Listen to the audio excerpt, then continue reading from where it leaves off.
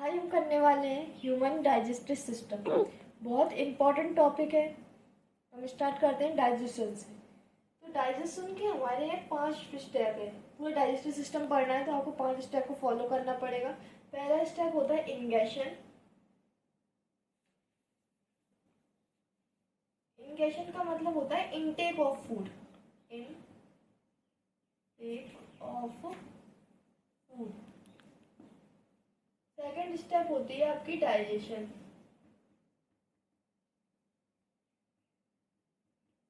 इसके अंदर आपके कॉम्प्लेक्स जो फूड पार्टिकल होते हैं इसे काय में कन्वर्ट कर दिया जाता है सिंपल फूड पार्टिकल के अंदर। ठीक है, तीसरी आपकी प्रोसेस होती है एब्जॉर्प्शन, जिसमें हमारी बॉडी उस खाने को एब्जॉर्ब करती है। चौथी प्रोसेस होती है एसिमिलेशन,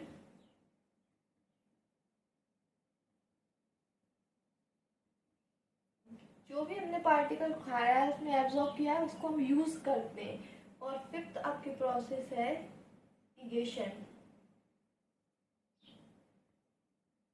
इसमें जो भी वेस्ट पार्टिकल होता है उसे eject out from our body, body से हम बाहर कर देते हैं। तो जो आपकी डाइजेस्टिव सिस्टम के अंदर 5 प्रोसेस है, सबसे बड़ा पार्ट है इसका डाइजेशन। डाइजेशन वाला पार्ट को हमें सबसे अच्छे से पढ़ना है। बाकी इंगेशन का मतलब समझ में आया, फूड खाना, इसको कॉम्प्लेक्स से सिंपल में करना, एब्जॉर्प्शन से एब्जॉर्ब करना, एसिमिलेशन यूज करना, इरिगेशन यानी वेस्ट पार्टिकल को बॉडी से आउट कर देना। ठीक है, तो हम पढ़ेंगे पूरा digestion. Various organ and glands help in digestion. हमारी डाइजेस्टिव सिस्टम है उसके अंदर बहुत सारे ऑर्गन और ग्लैंड हमारी हेल्प करते हैं। ये हमारे सारे ऑर्गन्स माउथ, ईसोफेगस जिसे हम फूड पाइप कहते हैं, फिर वो स्टोमच में जाके खुलता है, फिर small intestine and large intestine. और हमारी ग्लैंड्स के अंदर आती है salivary gland, liver and pancreas. ये तीनों ग्लैंड्स होती हैं, इनके अंदर से अलग अलग तरीके के सीक्रेशन निकलते हैं जो जूस हो सकते हैं। एंजाइम्स है जो डाइजेशन में हेल्प करते हैं। ठीक है, और एलिमेंट्री कैनाल जो इसका पार्ट नहीं है, मतलब माउथ से लेके एनस तक जो पाइप बोलते हैं जिसके अंदर स्टोमच भी आ जाता है, ये सबको इकट्ठा लेके उसे एलिमेंट्री कैनाल बोलते हैं। तो माउथ से एनस तक का जो पार्ट है, अब हम सारे पार्ट को एक एक करके अच्छे से समझेंगे।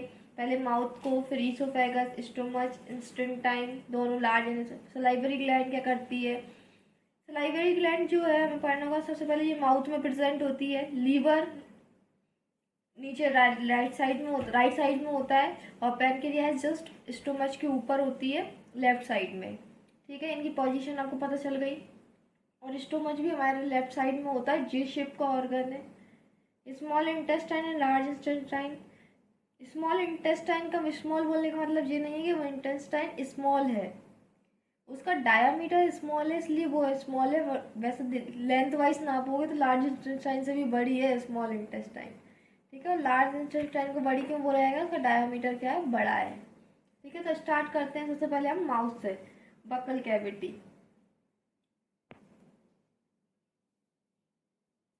माउथ, तो माउथ के अंदर क्या होती है? माउथ को हम बकल कैविटी बोलते हैं। इसके अंदर कौन कौन से पार्ट हेल्प करते हैं? टीथ, टंग, सलाइवरी ग्लैंड।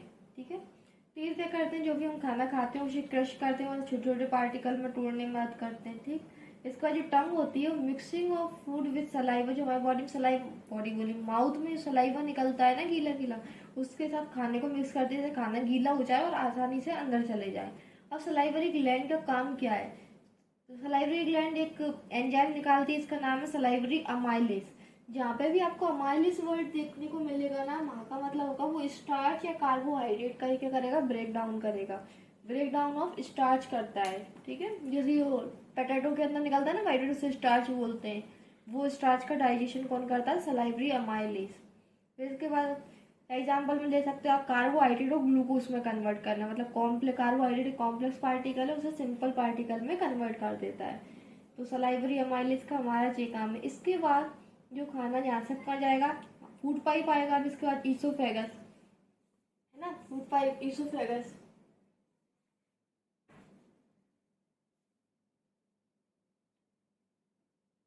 जिसे हम फूड फूड पाइप भी कहते हैं।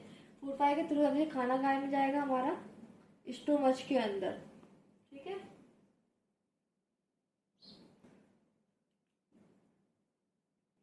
मैं ग्लूकोज का फॉर्मूला बताऊं? सीधे स्टमक में गया। अब स्टमक के अंदर जो ग्लैंड्स होती हैं वो क्या करती हैं, तो स्टमक में कौन सी ग्लैंड होती है, गैस्ट्रिक ग्लैंड। यहाँ पे भी एक ग्लैंड होती है, तो हम वो रफ कर लेते हैं।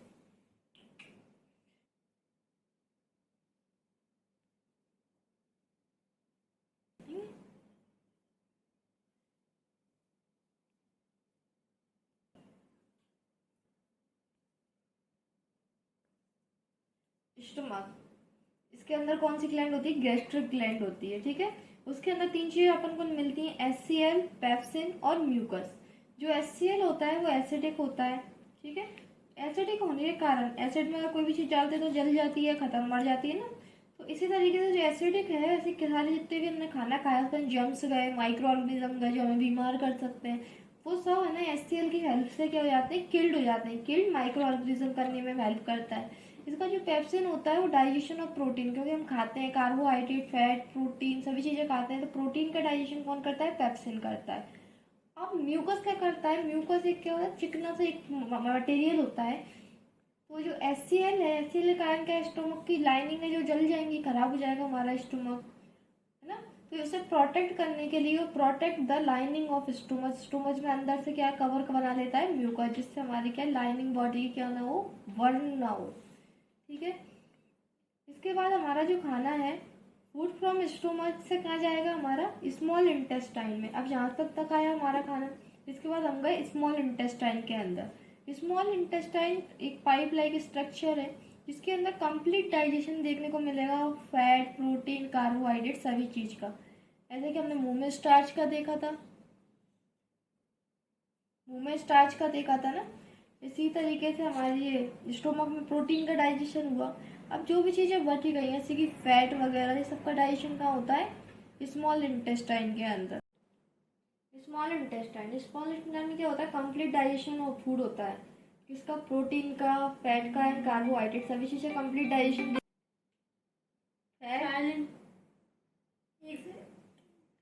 Fat, protein and carbohydrate complete digestion देखने को मिलता है। ठीक है, अब ये एक ऐसी ग्लैंड है जहाँ पे रिसीव सीक्रेशन ऑफ 2 ग्लैंड है। हमने 2 ग्लैंड के बारे में और पढ़ा था, लीवर और पैनक्रियास के बारे में। इनके अंदर जो भी एंजाइम्स बनते हैं, जो जूस बनता है, उसका सीक्रेशन स्मॉल इंटेस्टाइन में आगे खुलता है।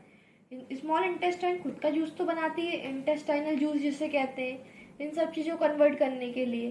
पर ये लीवर और पैनक्रियास है, इनके जूस भी आगे कहाँ खुलते हैं, हमारे स्मॉल इंटेस्टाइन में।